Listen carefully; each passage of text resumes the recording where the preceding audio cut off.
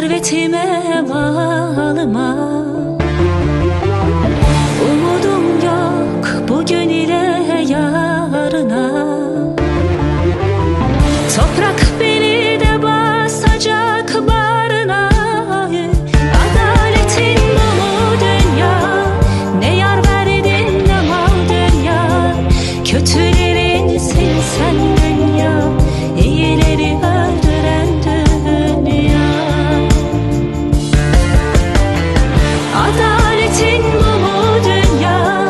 Ne yar verdin ne mal dünya.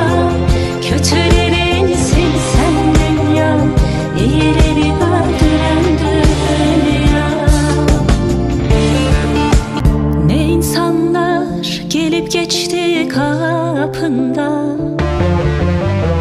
Memnun gelip giden var mı yolunda?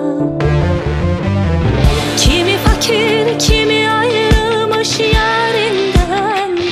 Adaletin bu mu dünya? Ne yar verdin ne mal dünya.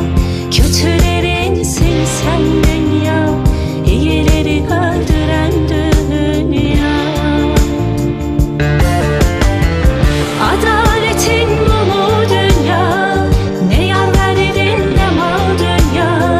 Kötülerinsin sen dünya, iyileri öldüren dünya. Kimi Mecnun gibi dağda dolaşır, kimisi de ölüm yok gibi çalışır.